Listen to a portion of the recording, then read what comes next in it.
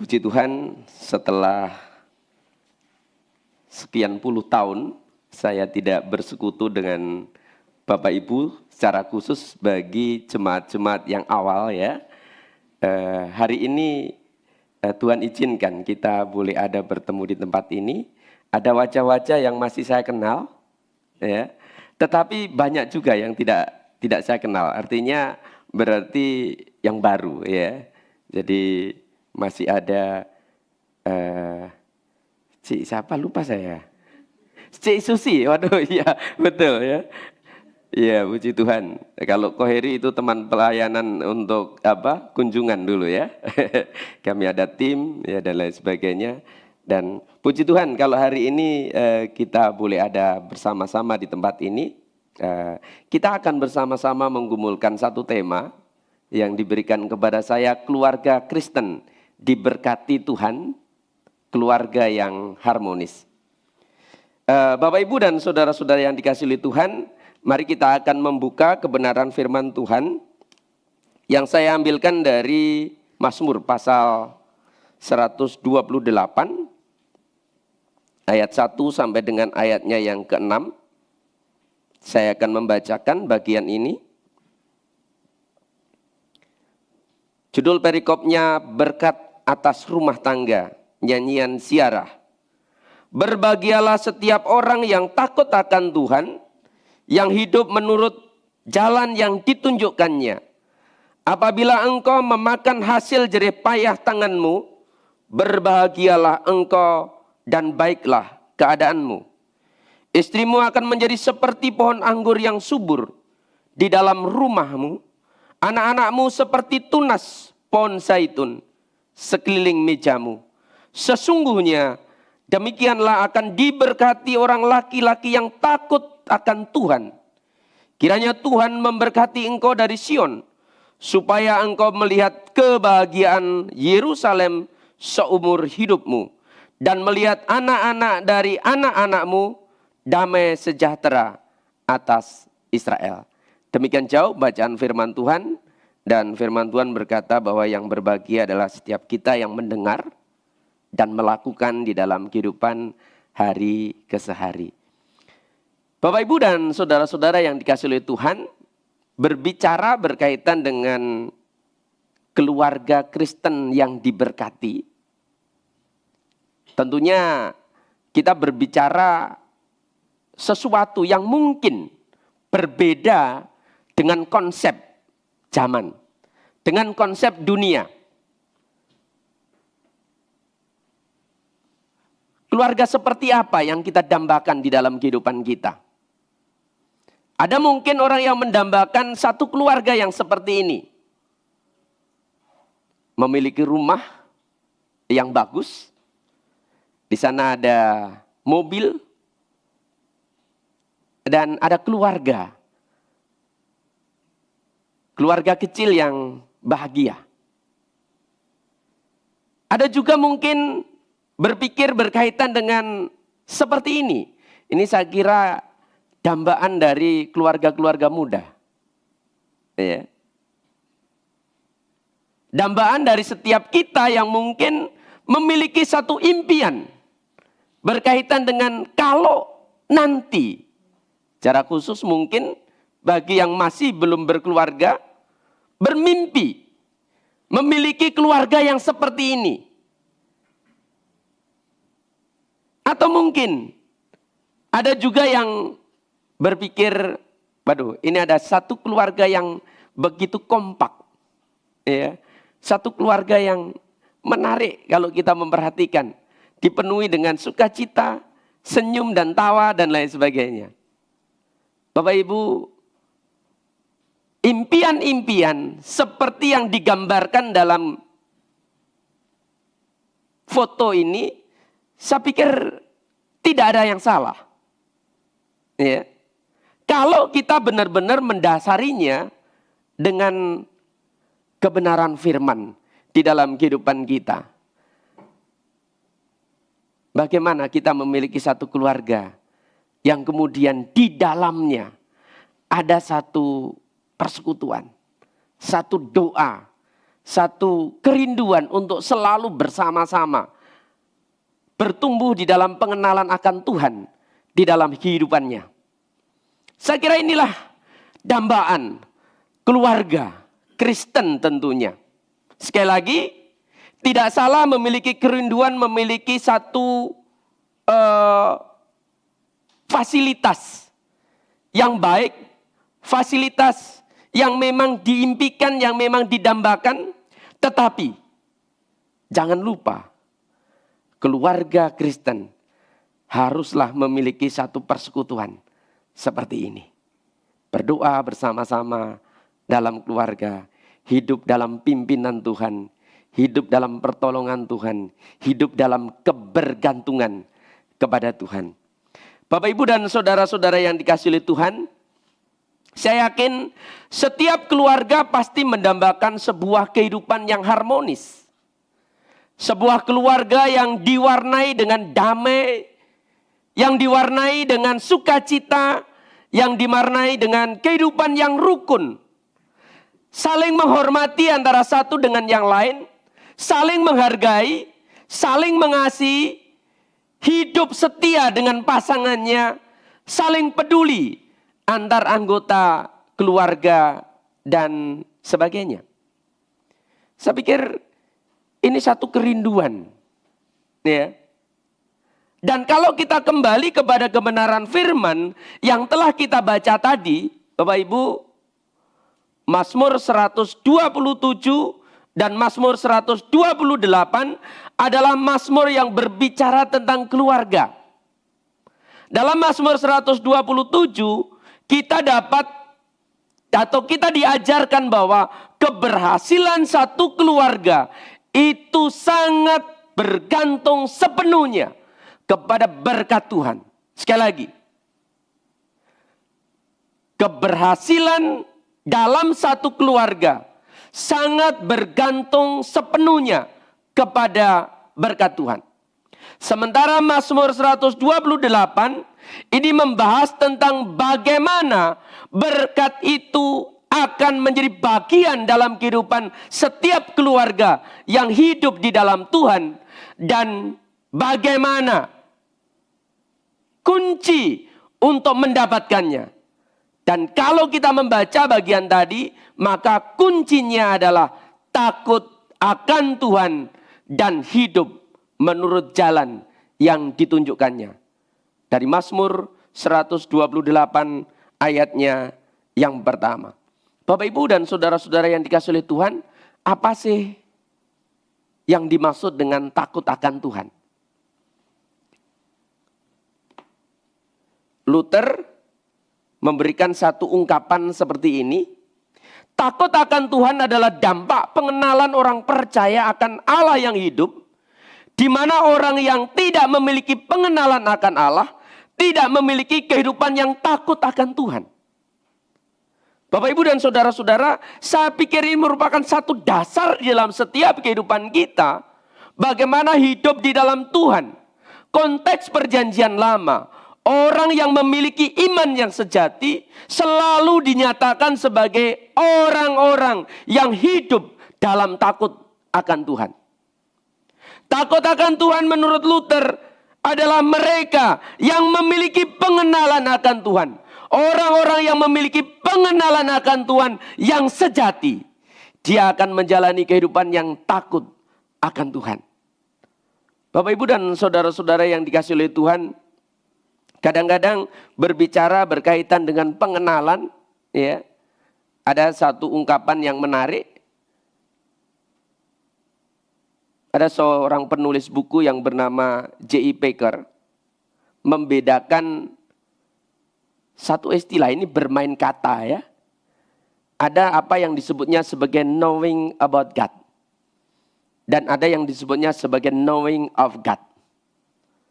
Nah, kita ketika belajar Alkitab, kita akan menemukan dan kita akan terus memahami, mengerti tentang Tuhan. Maka ini merupakan satu pemahaman dalam batas rasio kita. Kita mengenal Tuhan, mengerti tentang Tuhan. hanya sebatas rasio. Itulah yang dimaksudkan dengan knowing about God. Kita tahu tentang Tuhan, yang adalah Tuhan yang maha kasih.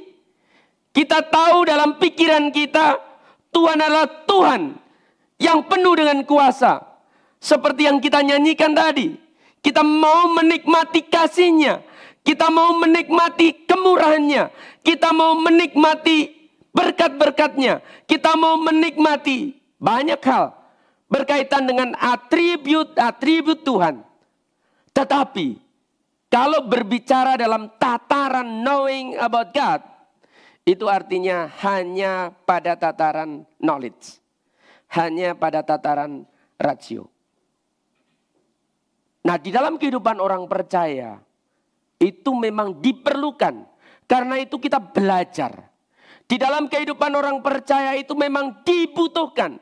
Karena itu kita belajar firman. Tetapi jangan berhenti pada knowing about God. Kita harus maju kepada sesuatu yang lebih. Yaitu knowing of God. Nah, knowing of God itu berbicara tentang pengenalan akan Tuhan. Tetapi juga memiliki satu persekutuan dengan Dia. Memiliki relasi dengan Dia. Memiliki komunikasi dengan Dia. Dan orang-orang yang memiliki pemahaman yang demikian. Memiliki kehidupan yang demikian. Dalam pengertian mengenal Tuhan. Dalam pengertian knowing of God. Akan mengalami perubahan-perubahan di dalam hidupnya yang signifikan.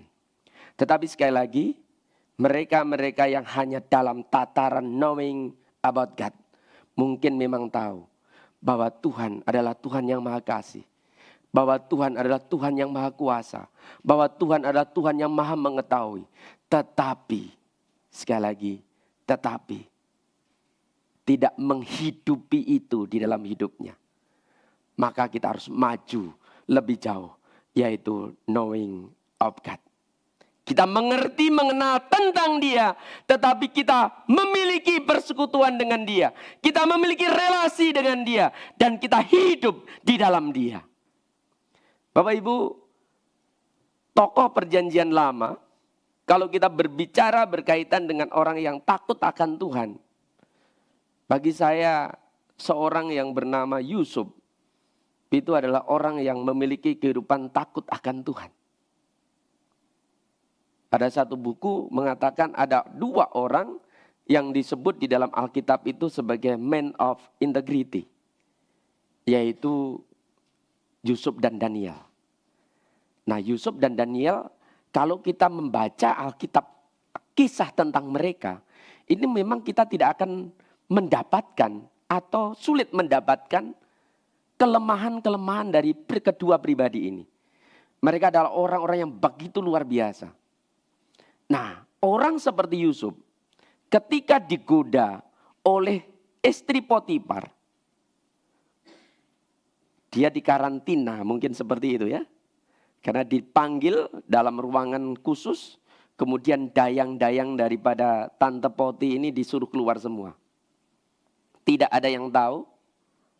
Yang ada di situ hanya Yusuf dan Tante Poti.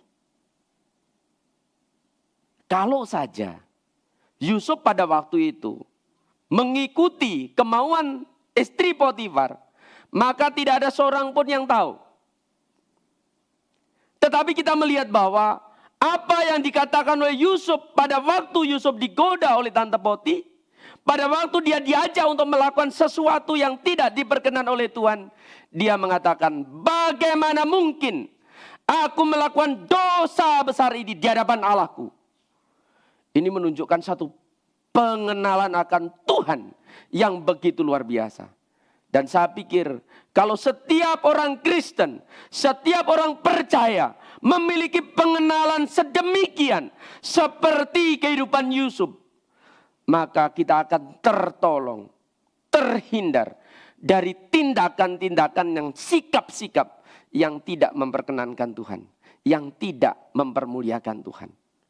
Inilah orang yang takut akan Tuhan. Di sisi lain, Takut akan Tuhan berarti memandang Dia dengan kekaguman dan penghormatan kudus, serta menghormatinya sebagai Allah karena kemuliaan, kekudusan, keagungan dan kuasanya yang besar.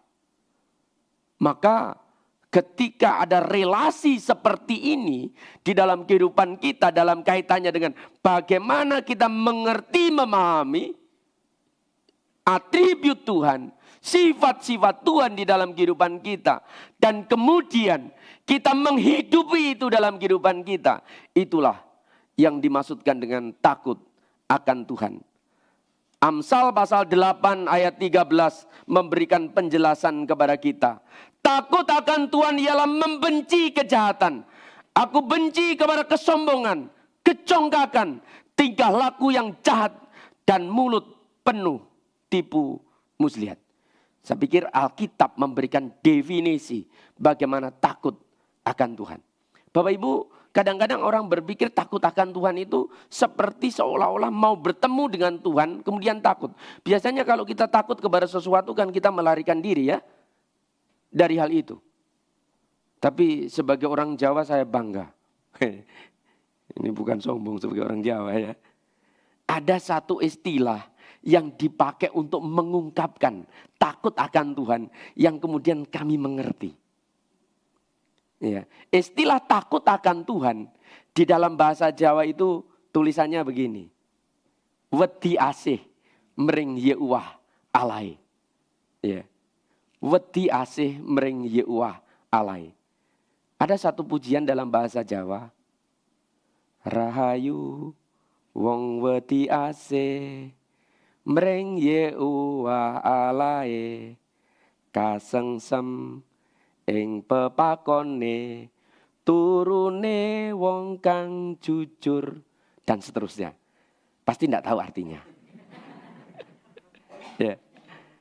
Tapi yang ingin saya sampaikan di sini, istilah takut akan Tuhan itu dalam pengertian wedi asih mring Yehuwah alai. Wedi asih ini satu ungkapan yang terdiri dari dua kata tetapi menjadi satu kesatuan. Wedi kalau dipisahkan, istilah wedi itu artinya adalah takut. Ya. Wedi itu takut.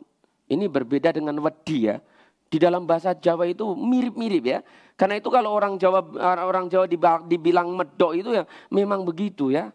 Karena ada wedi, ada wedi. Ya. Wedi itu takut, wedi itu pasir. Ya. Nah, kita kalau enggak ini ya hanya orang Jawa yang bisa. Karena itu kalau orang Jawa medok memang ada dua hal itu ya. Ada wedi, ada wedi. Berbeda dengan orang Bali. Enggak bisa ngomong wedi. Wedi. Ya. Karena enggak orang Bali enggak bisa ngomong batuk ya. Ngomongnya batuk gitu ya Bali ya. Padahal batuk itu kalau orang Jawa ini gitu ya. Ya. Nah, Bapak Ibu, wedi asih. Wedi itu takut, asih itu mengasihi. Jadi wedi asih artinya takut tetapi ada perasaan untuk mengasihi dia yang kita takuti. Kan ini merupakan sebuah kontradiksi, paradoks. Ya, tetapi ini merupakan satu ungkapan bagi saya sebagai orang Jawa. Ini memberikan penjelasan berkaitan dengan apa yang dimaksudkan di dalam Alkitab takut akan Tuhan. Kadang-kadang bahasa daerah itu sangat menolong, ya. Dan sekali lagi saya tertolong dengan bahasa Jawa karena memang saya orang Jawa, ya. Dengan demikian Bapak Ibu, keluarga Kristen yang diberkati Tuhan harus didasari dalam hidup takut akan Tuhan dan hidup menurut jalan yang ditunjukkannya. Amin ya. Jadi ini merupakan satu dasar yang sangat penting di dalam kehidupan kita. Ya, siapapun kita, siapapun diri saudara, keluarga seperti apapun keluarga yang kita miliki, sebagai keluarga Kristen, kita harus hidup di dalam takut akan Tuhan. Dalam pengertian yang sudah saya jelaskan tadi. Nah kemudian dalam kaitannya dengan keluarga Kristen yang harmonis, bagaimana mewujudkan keluarga Kristen yang harmonis? Saudara-saudara, menjadi keluarga Kristen yang harmonis tidak akan terwujud secara otomatis di dalam hidup kita. Dalam kehidupan kita, untuk mewujudkan itu, perlu adanya upaya, perlu adanya usaha, perlu adanya komitmen yang serius, dan doa yang sungguh-sungguh di hadapan Tuhan. Saya memberikan huruf tebal di sana, upaya, usaha, dan komitmen yang serius, dan doa yang sungguh-sungguh. Untuk mewujudkan keluarga Kristen yang harmonis, maka inilah yang perlu kita kerjakan, yang perlu kita upayakan di dalam kehidupan kita, yang perlu kita perjuangkan di dalam kehidupan kita. Di satu sisi Tuhan memberikan tanggung jawab untuk mengupayakan itu, untuk mengusahakan itu, untuk membuat itu terrealisasi di dalam hidup kita. Tetapi di sisi lain, bagaimanapun juga, ketika kita kembali kepada Mazmur 127 tadi, maka kita harus sertai dengan doa yang sungguh-sungguh sebagai wujud kebergantungan kita kepada Tuhan, sebagai wujud kesungguhan kita untuk menyerahkan diri kita dipimpin oleh Tuhan. Bagaimana kita mewujudkan satu keluarga yang harmonis di dalam kehidupan kita. Bapak, Ibu, dan saudara-saudara yang dikasihi oleh Tuhan, ada beberapa prinsip yang saya kira ini harus benar-benar dipahami sebelum kita maju, sebelum kita melangkah dalam kaitannya dengan mengupayakan, dalam kaitannya dengan mengusahakan, dalam kaitannya dengan bagaimana kita membangun komitmen untuk mewujudkan di dalam kehidupan kita. Hal yang perlu kita pahami adalah bahwa Allah sendirilah yang mempersatukan seorang pria dan wanita dalam pernikahan atau dalam keluarga. Kejadian pasal 2 ayat 22. Oleh karena itu, pernikahan atau keluarga adalah institusi dari Allah sendiri. Allah yang membuatnya, Allah yang berinisiatif. Bukan institusi yang dibuat oleh manusia. Karena itu Allah lah, sekali lagi, Allah lah dan bukan manusia yang memiliki hak untuk mendefinisikan syarat-syarat dari institusi keluarga. Allah lah yang berhak untuk memberikan kriteria-kriteria bagaimana mewujudkan satu institusi keluarga yang dikehendaki oleh Tuhan.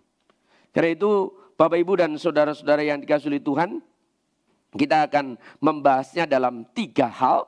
Ya. Yang pertama, kita perlu menghargai dan menerapkan ordo yang ditetapkan Tuhan dalam keluarga.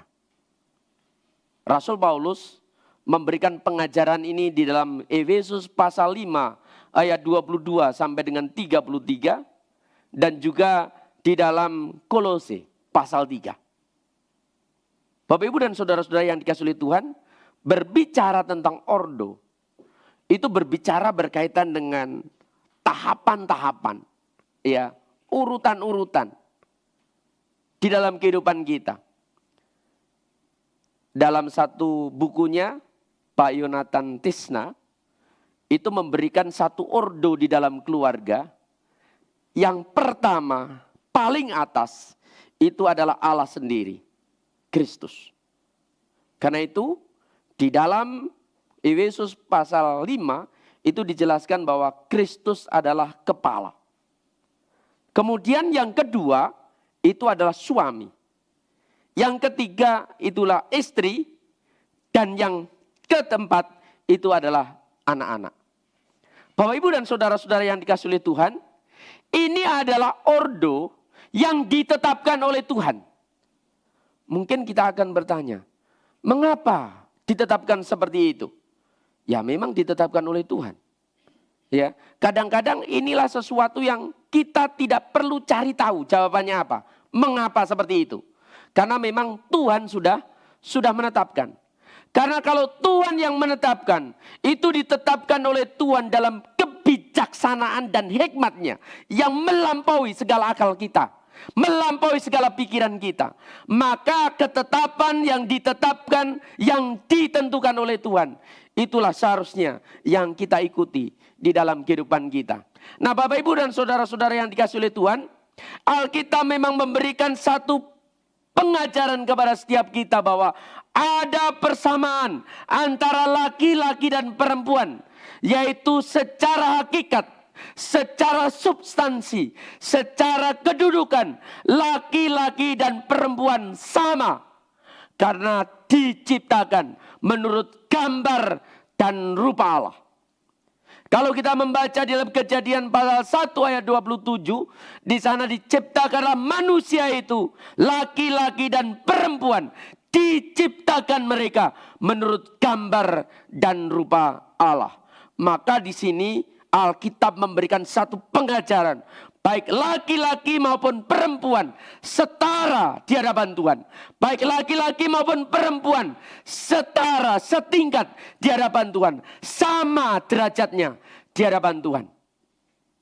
Yang kemudian membedakan adalah secara ordo, secara fungsi, laki-laki ditetapkan oleh Tuhan sebagai kepala yang harus bertanggung jawab atas keluarga, bertanggung jawab untuk mencukupi apa yang menjadi kebutuhan dalam keluarga, bertanggung jawab untuk memimpin keluarga, bertanggung jawab untuk membawa keluarga ini hidup di dalam Tuhan. Maka ini adalah tugas laki-laki sebagai seorang imam di dalam keluarga. Mereka harus bertanggung jawab. Mereka harus membawa bagaimana keluarga ini hidup di dalam takut akan Tuhan. Karena itu, di sini kita melihat bahwa suami harus mengasihi istri sebagaimana Kristus telah mengasihi jemaat dan telah menyerahkan dirinya baginya. Bapak, Ibu dan saudara-saudara yang dikasihi oleh Tuhan, kadang-kadang firman Tuhan yang seperti ini ya, tidak dipahami dengan baik. Karena apa? Sebenarnya ini memberikan satu pengertian yang sangat dalam kaitannya dengan bagaimana dia harus bertanggung jawab. Bagaimana seharusnya dia memiliki kehidupan yang benar di hadapan Tuhan. Dan bagaimana dia harus menjalankan kehidupan di dalam keluarga. Karena di sini dikatakan suami harus mengasihi istri sebagaimana Kristus. Nah, ini kadang-kadang yang koma kalimat selanjutnya ini kurang diberikan perhatian. Ya. Suami harus mengasihi istri sebagaimana Kristus telah mengasihi jemaat dan telah menyerahkan dirinya. Bapak Ibu, kalau setiap suami memiliki kehidupan yang seperti ini, saya pikir tidak ada masalah di dalam keluarga. Ya, kadang-kadang suami mengasihi istri dalam konsepnya sendiri. Ya, yang penting saya sudah penuhi apa yang jadi kebutuhannya dan lain sebagainya. Terus kemudian nanti kalau ada masalah dengan istrinya, mohon maaf, kalau di sini pasti tidak ada. Gambar sana, gambar sini gitu ya. Terjadi ADRT dan lain sebagainya. Ya. Tetapi kita melihat bahwa ketika kita berbicara berkaitan suami harus mengasihi istri sebagaimana Kristus telah mengasihi jemaat dan telah menyerahkan dirinya baginya, bagi jemaat. Itu artinya apa? Bahwa Kristus mengasihi jemaatnya totalitas. Kristus mengasihi jemaatnya bukan hanya dalam konsep. Kristus mengasihi jemaatnya bukan hanya di mulut, tetapi mengasihi dengan sepenuh hati, bahkan rela mati untuk jemaatnya. Rela mati untuk setiap mereka yang percaya kepada dia. Nah, bayangkan kalau seorang istri, seorang suami mengasihi istrinya seperti Kristus mengasihi jemaatnya. Artinya dia akan merelakan apapun demi kasihnya terhadap istrinya. Dia akan mengorbankan apapun demi kasihnya terhadap istrinya. Maka kalau kemudian ada satu kalimat selanjutnya dalam kaitannya dengan tuntutan bagi istri, saya pikir tidak ada masalah. Perempuan ditetapkan oleh Tuhan sebagai penolong yang mendampingi, yang mendukung, menjadi penunjang bagi suami dan tunduk serta menghormati suami. Hai istri, tunduklah kepada suamimu seperti kepada Tuhan. Bapak Ibu, saya pikir ini sesuatu yang dalam kaitannya dengan hukum sebab akibat. Ya. Kalau suami mengasihi istrinya, kalau suami mengasihi istrinya seperti Tuhan mengasihi jemaatnya, saya yakin istri tidak perlu disuruh, dia pasti akan menghormati suaminya. Ya.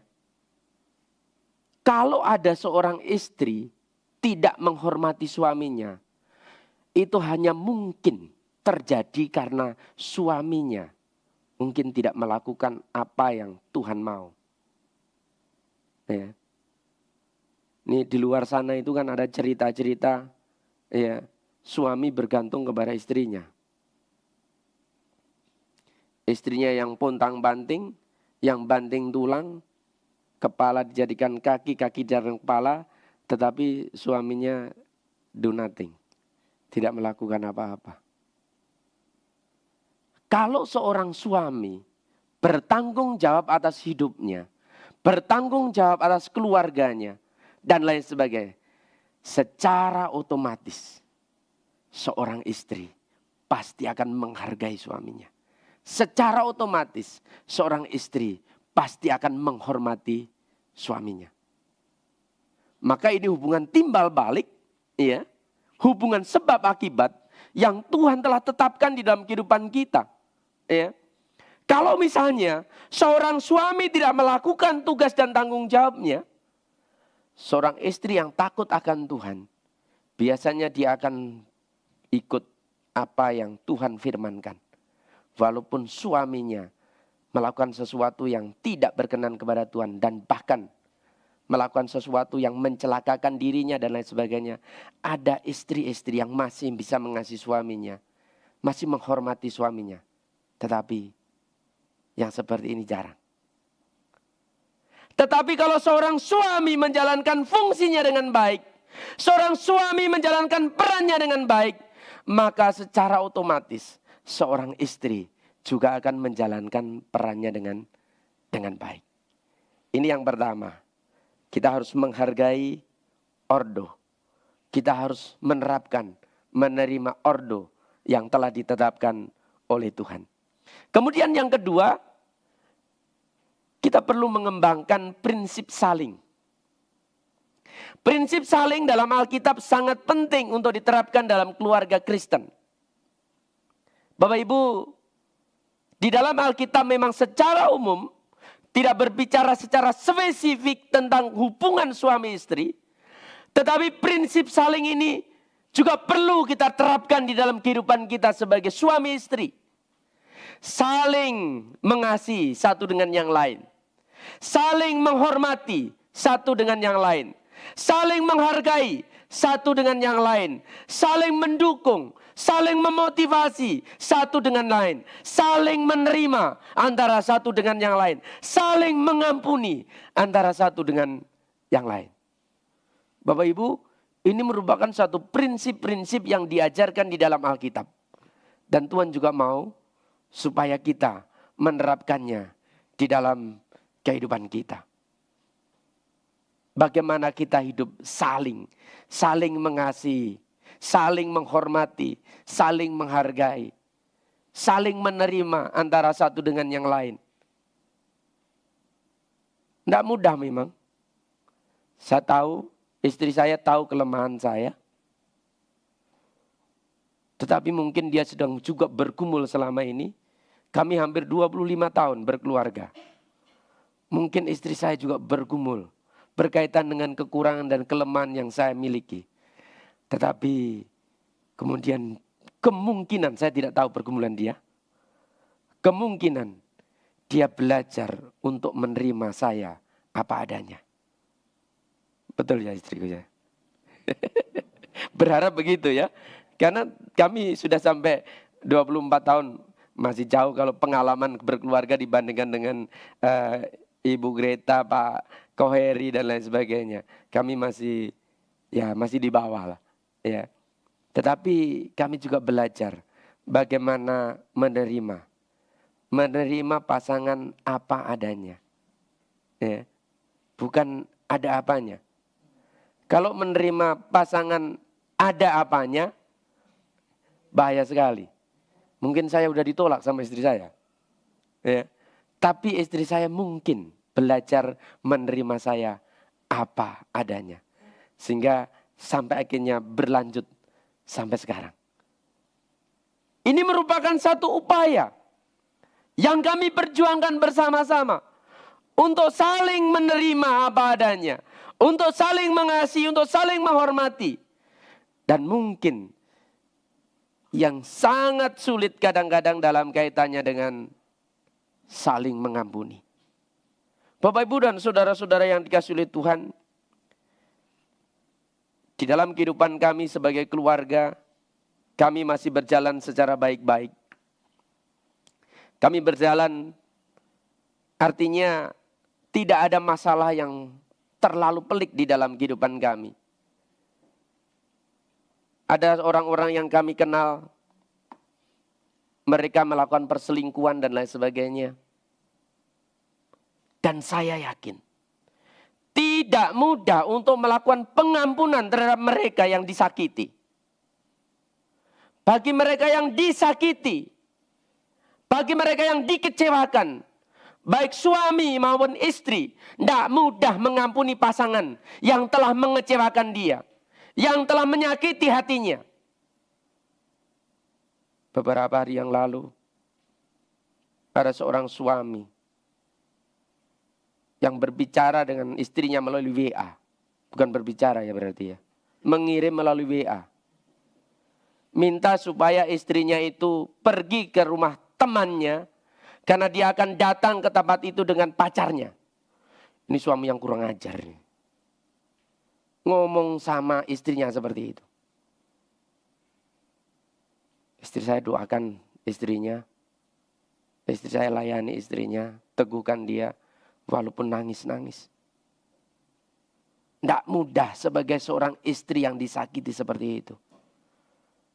Tapi katanya ternyata tidak jadi datang itu suami.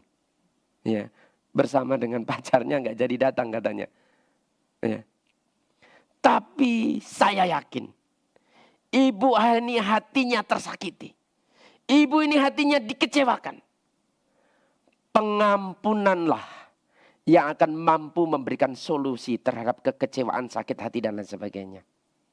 Bapak Ibu, ada satu ungkapan dari dosen kami dulu, Ibu Esther Susabda ya. Satu kalimat mengatakan begini, we differ from all animals, not in our capacity to think, but our capacity to repent and to forgive. Kita berbeda dari semua binatang, bukan dalam kapasitas kita untuk berpikir, tetapi dalam kapasitas dan kemampuan kita untuk bertobat dan mengampuni. Binatang tidak bisa bertobat dan tidak bisa mengampuni. Ya, ada satu video itu ada yang menunjukkan ada seorang anak kecil, ada bapak coklat, kemudian dikasih ada kepada anak gajah, ya, dikasih begini, ternyata tidak jadi dikasih. Setelah besar, ketemu, ya, ini yang anak kecil tadi udah menjadi dewasa, si anak gajah tadi juga menjadi gajah yang dewasa. Waktu ketemu, si gajah ini ternyata masih ingat, ya, langsung ditampar pakai belalernya. Pok, begitu ya, langsung terjungkir itu, ya, itu berkaitan dengan bagaimana binatang memiliki daya ingat yang luar biasa, tetapi dia tidak mampu untuk memberikan pengampunan, tidak mampu untuk memberikan maaf. Nah, Bapak Ibu dan saudara-saudara yang dikasihi oleh Tuhan, saya kira ini beberapa hal yang perlu, dan mohon maaf saya sedikit ini ya, dalam kaitannya dengan membangun komunikasi yang baik di dalam keluarga. Nah, dalam kaitannya dengan komunikasi dalam keluarga, ini ketika kita berbicara tentang komunikasi, ada yang dibagi menjadi dua, yaitu intrapersonal communication dan interpersonal communication.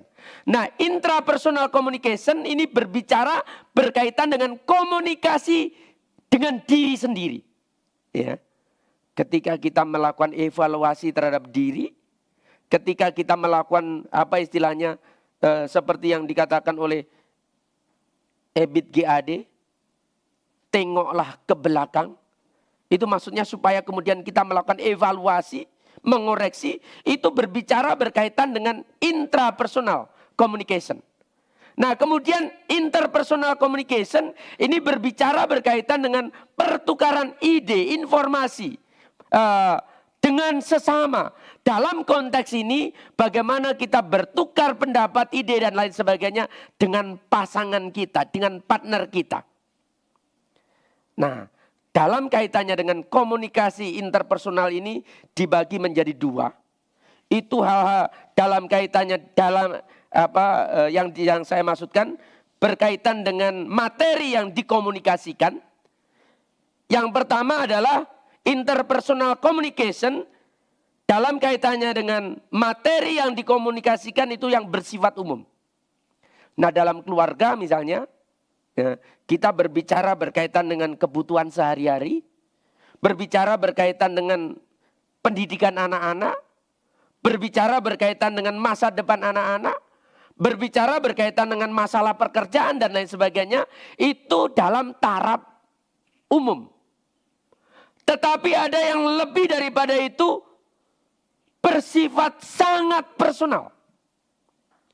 Ini berbicara berkaitan dengan perasaan. Berbicara berkaitan dengan emosi pasangan kita. Berbicara berkaitan dengan kerinduan, harapan dari pasangan kita. Dan mungkin lebih jauh juga perlu kita berbicara bagaimana pertumbuhan secara spiritual pasangan kita. Biasanya yang seperti ini akan sulit diterima. Karena itu terlalu mendalam. Tetapi perlu kita lakukan di dalam kehidupan kita. Kadang-kadang misalnya kita tahu pasangan kita tidak berdoa hari ini. Kita perlu menegur. Kita perlu mengingatkan. Mungkin pasangan kita memiliki satu perasaan, gundah gulana dan lain sebagainya. Perlu kita tahu. Jangan-jangan juga pasangan kita sedang tidak suka terhadap apa yang kita lakukan. Tidak suka terhadap apa yang kita sampaikan, kita bicarakan. Nah, perlu hal ini juga dikomunikasikan. Dan biasanya yang seperti ini sangat menyakitkan. Karena itu kita dikoreksi. Kita mengoreksi pasangan kita mengoreksi kita. Itu tidak mudah. Tetapi itu perlu kita lakukan di dalam kehidupan kita. Karena waktu saya akan persingkat saja. Dalam kaitannya dengan komunikasi, seorang yang bernama Joseph DeVito mengatakan komunikasi antar pribadi atau interpersonal communication itu bisa efektif apabila memenuhi 5 hal berikut ini. Yaitu berbicara tentang keterbukaan, empati, dukungan, kepositifan, dan kesetaraan. Komunikasi dalam keluarga harus dibangun dalam keterbukaan. Memang kadang-kadang keterbukaan itu menyakitkan. Tetapi itu perlu kita terapkan di dalam kehidupan kita. Kita perlu memiliki empati. Kita perlu memiliki dukungan. Kita perlu memiliki kepositifan. Dan kita perlu bahwa pasangan itu dalam apa yang dicantakan di dalam Alkitab kembali harus di dalam kesetaraan. Maka komunikasi di dalam keluarga yang seperti ini akan membawa kepada keluarga yang hidup di dalam Moni. Kiranya Tuhan memberkati. Ya, mohon maaf waktunya sudah lewat karena ada kesempatan untuk kita boleh berdiskusi, ya, bertanya jawab. Silakan kalau mungkin ada yang ingin menyampaikan sesuatu atau bertanya tentang materi yang telah saya sampaikan. Berharap sudah jelas. Ya, selamat siang Pak Pendeta Sumarno ya. Sumarno, Pak. Jelas sekali dari nama itu ketahuan ya berasal dari Jawa gitu ya, suku Jawa. Saya tidak bisa menyembunyikan diri. Oke, baik. Terima kasih Pak atas firman Tuhan yang sudah dibagikan. Saya sesungguhnya sependapat dengan apa yang Bapak sampaikan. Namun realita di dalam kehidupan ini tentu kita juga tidak boleh memungkirinya gitu ya. Bahwa nyatanya di dalam kehidupan berkeluarga pun, baik kita bicara secara rohani dalam keluarga Kristen, ternyata tidak semudah itu gitu ya. Kita boleh lihat bahwa pernikahan seringkali juga cekcok atau bahkan berujung pada perceraian. Dan semuanya juga tentunya mereka pasti diberkati di gereja gitu ya. Itu yang pertama. Lalu yang kedua juga banyak juga yang mungkin sebagai orang percaya bisa memilih jalan yang salah dan tentu punya efek di sana gitu ya. Lalu bagaimana sikap kita untuk menghadapi orang-orang yang bisa jadi salah gitu di dalam memilih, yang akhirnya mempunyai dampak yang cukup besar, yang mengakibatkan konsekuensi yang dia harus tanggung, yang kita harus hubungkan sebagai keluarga yang harmonis. Karena ketika salah jalan, pasti banyak konsekuensi yang harus ditanggung. Yang pada akhirnya kadang-kadang mereka memilih jalan yang salah Pak, dan memilih jalan dunia yang membuat mereka semakin terpuruk. Kira-kira menurut Pak Pendeta Sumarno bagaimana untuk kita bisa memberi nasihat atau menanggapi keluarga yang demikian? Terima kasih. Baik, terima kasih Pak. Pada waktu hambanya masih ada, Pendeta Bigman Sirait, saya sempat berdiskusi dengan beliau. Saya baru saja mengikuti satu pertemuan dari Persetia. Jadi saya ikut pertemuan Persetia dan pada waktu itu membahas dalam kaitannya dengan feminisme. Kemudian dalam pembahasan tentang feminisme itu memang materi yang disampaikan itu salah satunya berkaitan dengan KDRT dalam rumah tangga.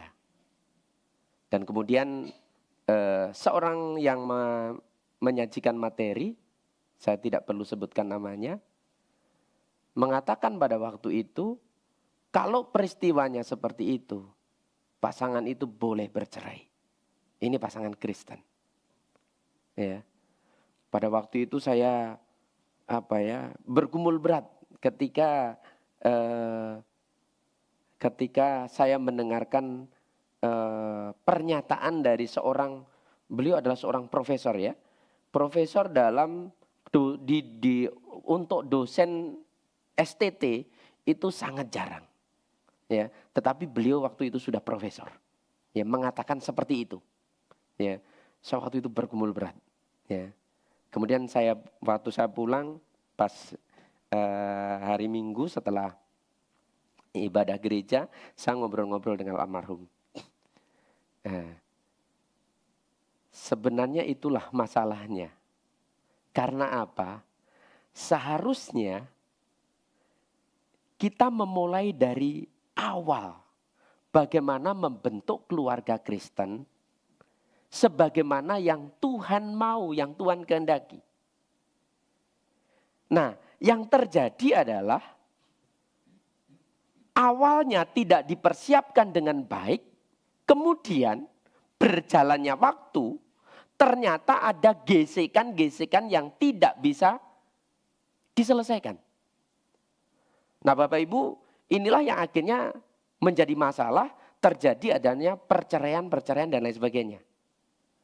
Nah, maka kalau hal yang seperti ini, kalau sudah seperti ini, memang sulit sekali untuk diselesaikan, untuk dijadikan solusi. Maksud saya jalan keluar. Ya, solusinya sulit sekali. Kecuali kedua pribadi tersebut, pasangan tersebut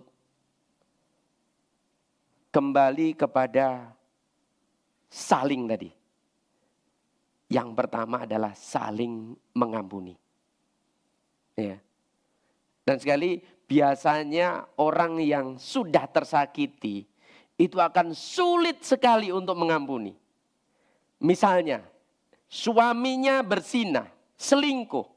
Seorang istri akan sulit sekali mengampuni. Demikian juga sebaliknya. Seorang istri yang selingkuh, yang berzinah, seorang suami akan sulit mengampuni.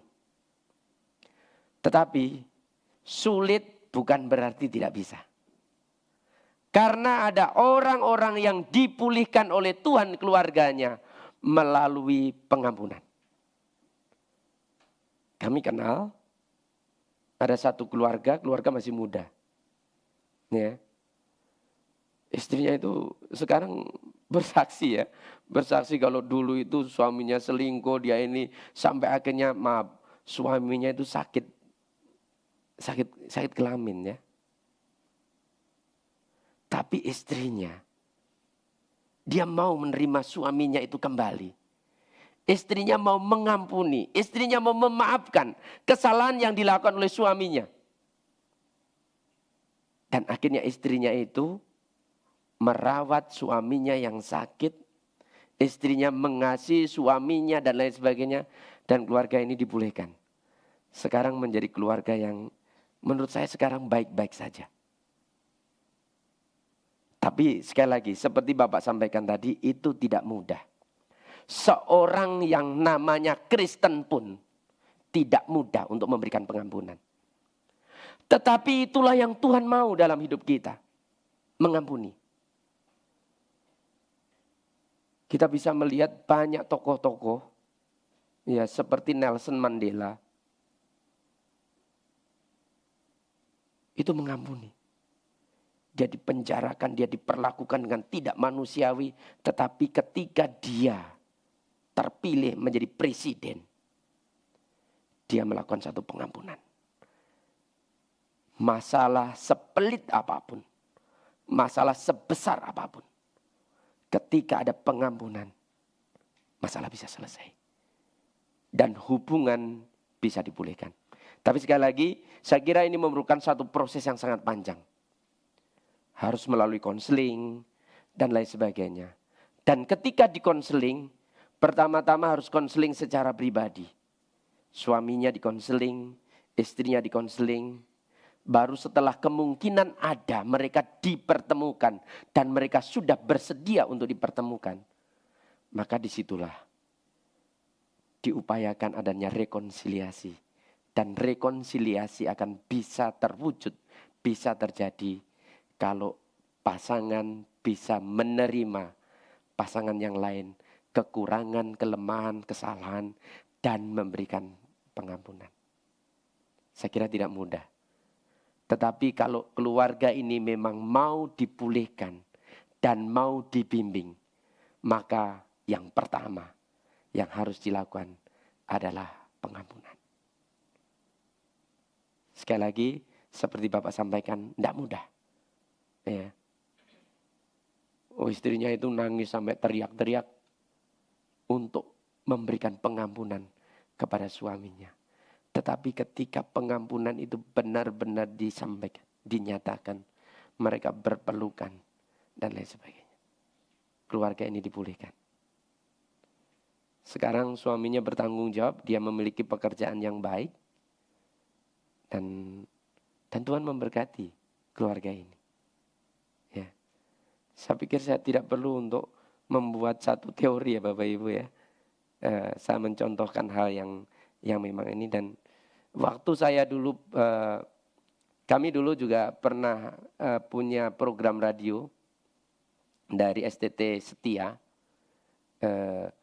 Waktu saya membahas tentang keluarga, ada satu ibu yang nangis-nangis. Katanya suaminya pulang mabuk, terus kemudian dia digampar dan lain sebagainya. Ibu, saya tidak bisa bicara apa-apa. Ibu berdoa dan mengampuni suami ibu. Ya. Saya hanya ngomong begitu. Ibu berdoa dan mengampuni suami ibu. Beberapa minggu kemudian, ibu ini telepon saya. Pak, puji Tuhan. Suami saya sudah dipulihkan oleh Tuhan. Suami saya tidak berjudi lagi. Suami saya tidak mabuk lagi. Pengampunan. Menerima dia apa adanya. Itu menjadi salah satu ya. Dan sekali lagi, tidak mudah untuk melakukan itu. Perlu ada satu perjuangan, perlu satu upaya, perlu komitmen, dan perlu pengorbanan. Pengorbanan untuk bisa menerima suaminya yang sudah selingkuh, yang sudah sampai suaminya sakit seperti yang saya sebutkan tadi. Tidak mudah. Mungkin begitu Bapak.